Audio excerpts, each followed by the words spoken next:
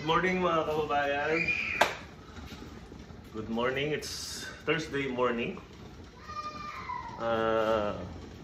Magluluto muna tayo ng almusal. Salamat sa Panginoon sa bagong araw na to. Bagong blessing. Yun nga mga kababayan. Marami na naman tayong naririnig sa mga kwentuhan tayo habang nagluluto tayo ng almusal. Kasi oras na? Alas 9 na, 9 ng umaga, Thursday.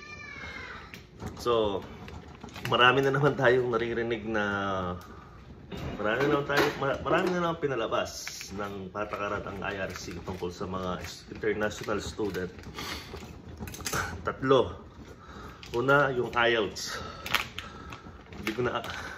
Tapos, ang daming sa mga, pero hindi, yung pangatlo hindi pa malinaw.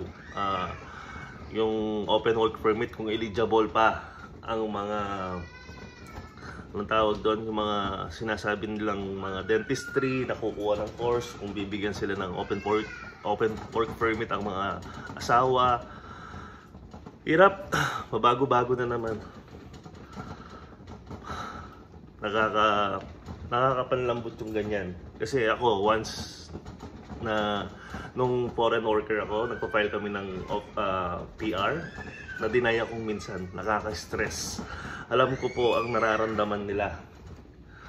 Yung ganyan na sistemang, hindi ko alam kung malapit lang election, kung talagang sinusubukan nilang alisin na ang ang mga temporary foreign worker. Hindi natin alam. Ang hirap ng buhay mga kababayan. Gobyerno talaga nagsasalita kung anong mangyayari.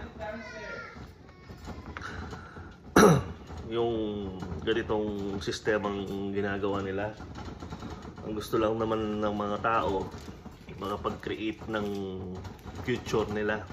Pero ang dami ring ang dami ring mga nagko-complain na mga tulad ng mga restaurant, mga store, mga boutique, na apektado rin sila sa mga ganyan na, kasi nakikita rin ng mga employer wala talagang gusto magtrabaho na mga puti. Tayo mga Asian or Filipino, kahit na papasukan natin, sabi ko nga, hindi tayo namimili pagdating sa ibang bansa. Kahit man na anong professional natin sa Pilipinas, pagdating natin dito, tanggap natin. Kaya lang, election na naman eh. Alam mo yung magpapabango na naman yung gobyerno na gustong maupo. Ang hirap mag-isip sa mga ganyan na nangyayari.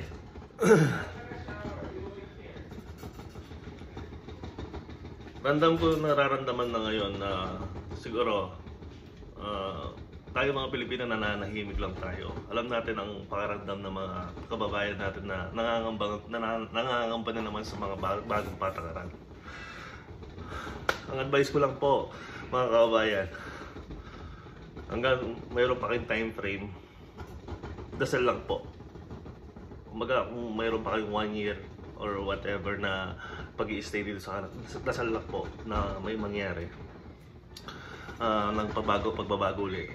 Sabi nga nila, after election, makikinig na naman sa mga businesses yan, kasi mas malakas ang boses ng mga business kaysa sa mga nagko-complain na ayaw naman magtrabaho. Luto muna tayo ng almusal kasi papasok si Mrs. ng 11 o'clock ng umaga. Tapos yatid natin siya. Mamaya na tayong pagkatapos natin mag-almusal kasi papasok na rin si Gigi.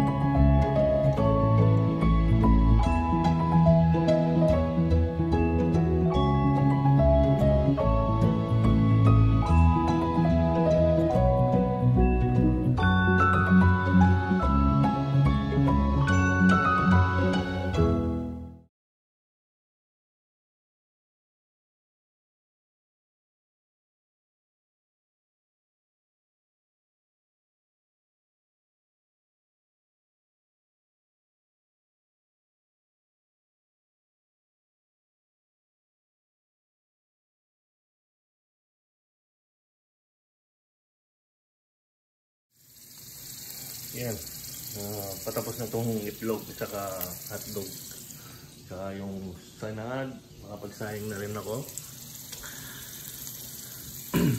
Dito sa Canada, mga kababayan, once na nakapag-almusal kami ng 10, 11, nag-skip na namin yung lunch.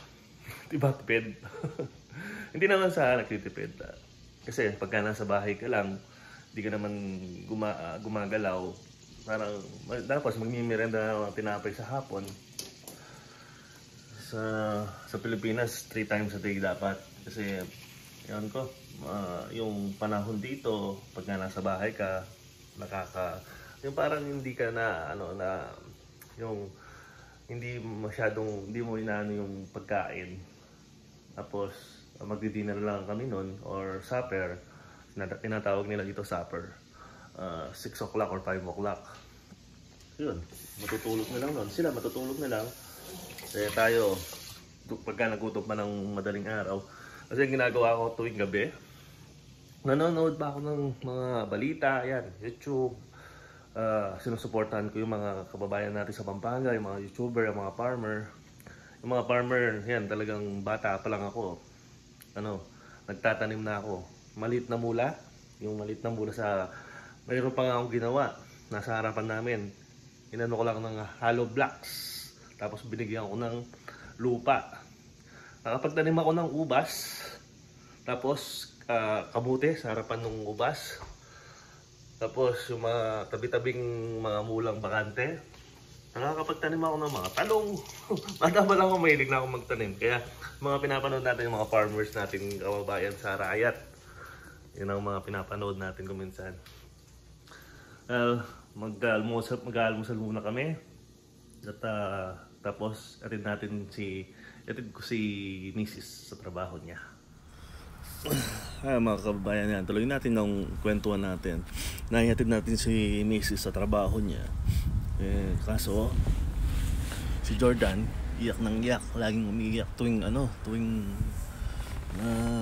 hinahatid namin at bumababa yung nanay niya sa sasakyan.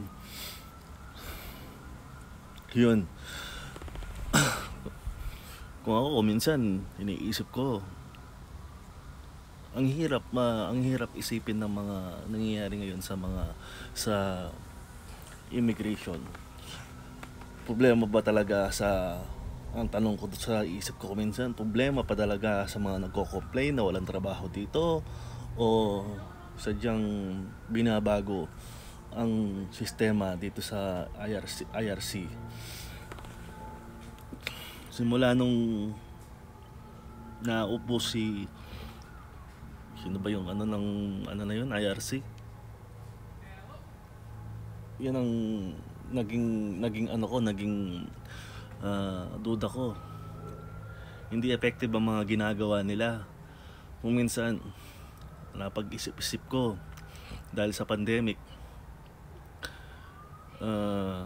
nagawang business ang mga international student. Kaya hindi natin masisisi, dahil almost, sabihin ko sa inyo, almost 50% nagtrabaho ako dito sa college dito. Almost 50% ng mga college nila, mga estudyante nila, international student. Triple po ang binabayaran ng mga student. Ang karamihan ng mga student nagbabayad ng, halimbawa, 3,500 ang permanent residence at saka tsaka citizen, ang mga nag-aaral na kung 3,500 sila, almost 9,000 or 11,000 ang binabayaran nila. Labas pa yung yung tirahan nila, bills nila. Yun, ang hirap talagang nagsugal sila dito. Sumugal sila. Kung ako siguro hindi ko kakayanin yun. Dahil wala akong ari-arian sa Pilipinas. At wala akong mapapangara para makapunta dito sa ganun na gastusin. Sabi ko minsan, yung mga kinakausap ko, mga kaibigan, naging kaibigan kong international student, iba-iba mga kinuha kong nung nagtatrabaho ako sa Pomeroy. May mga Indiano akong staff, may mga Pilipino dito sa Edmonton, mga Pilipino ang kinuha kong mga nagtatrabaho sabi nga sa kanila, kung mayroon akong 2 million pesos sa Pilipinas, paikutin ko na lang. Siguro nasasabi ko yun dahil may experience na ako dito sa Canada. Mahirap mag-keep up dito sa Canada. Lalong-lalo na kung naiisip ko nung foreign worker ako. Noong 2013, 2014, 15, nakakapag-ipon pa ako. Almost, yung sweldo ko sa nun, $700 lang. May napapadala ko sa Pilipinas. Nakakasurvive ako, mga bills. Yung mag-grocery ka nung araw na yon, $300.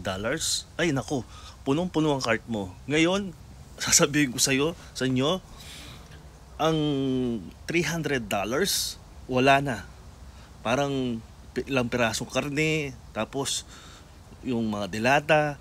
Ang hirap, mga kababayan. Ang hirap ng buhay ngayon nandito sa Canada. Hindi naman siguro lahat nakakaranas. Sabi ko nga, kung nasa Pilipinas, kukuha ka ng malunggay sa o talong, magtanim ka. Yun ang iniisip namin kuminsan ni Mrs. Pero sabi nga namin ni Mrs., nakakaganda na lang yung Canada dahil yung healthcare, pag-aaral ng mga bata. Sabi ko kay Mrs., bawi tayo. Mag-ipon tayo. Mas maganda siguro may sarili kang bahay, yung basic na kailangan mo, na magkaroon ka ng kahit na business, yung pang-araw-araw mo. Si Jacob, tinuturuan ko magpakatapos ka ng pag-aaral mo, Jacob, magtulungan tayo para magkaroon ka ng sarili mong yung business po ba, yung alam nyo kasi napagtanto ko, hindi naman sa kumukontra ako sa pag-aaral. Oo, importante may pag-aaral kasi hindi ka makakapag-run ng business kung wala kang alam sa curriculum. Kagaya ko, sabi ko kay Mrs., kailangan, pwede na siguro ako magtayo ng sariling business. Pero ang pagtatayo dito sa ng business, kailangan may kasama ka, may kapalitan ka. Hindi yung pwedeng mag-isa. Si Jacob, pwede kong tulungan. Sabi ko nga, hopefully, pangarap ko kay Jacob, magkaroon ng sariling business. Kung mag-automotive man siya, pagtutulungan namin magtayo ng shop niya. Kung ano magiging course niya, tutulungan ko siya magkaroon ng sariling business. Yun ang magiging goal ko. Kumbaga, ipapasa ko sa kanya. Kasi ang goal ko, within 45 years old, dapat may sarili na akong business. Kaya lang, nag-keep up ako at kailangan kong establish yung pamilya ko dito. Hindi naman lahat ibibigay ng Panginoon sa atin eh. Yung mga ibang goal na nagawa ko, sa life, sa kasi, dapat may goal tayo. May mga goal tayo sa buhay natin. Hindi lang kasi nga naman pinanganak kang mahirap sa Pilipinas. Hindi mo naman kaagad na mamagicin yung buhay mo mapapadali. Hindi ang inaano ko, at least yung mga generation namin, magkakapatid or mga generation namin, mga pamangkin namin, yun na lang siguro susuportahan. Generation by generation na lang siguro. Pero nagpapasalamat pa rin ako at tumibay ang loob ko at nakapag-abroad ako siguro.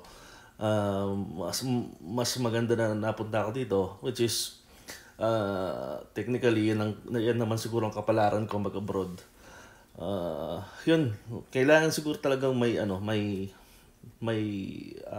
talagang plano, yung plano sa buhay, tapos kung ano dumarating na blessing, yun ang i-grab ng opportunity. Ang hirap ng kalagayan ng mga kababayan nating international student ngayon. Sabi ko nga, randam ko, pinagdaanan ko yan, at hindi natin mapagkakaila, talagang pahirap ang sistema dito sa Canada. So yun lang mga kababayan, siguro tatapusin natin ang vlog dito kasi baka magising na naman si Jordan, iyak kanina. Kaya mahirap nang baka magising siya. Ayoko naman pakita sa kanya na busy tayo sa kaka-vlog. So, inaano ko lang day by day na update ko lang. Yun nga ang update na nangyayari sa IRCC ngayon. Naglabas na naman sila. So, sinasabi ko nga sa mga kausap kong international student,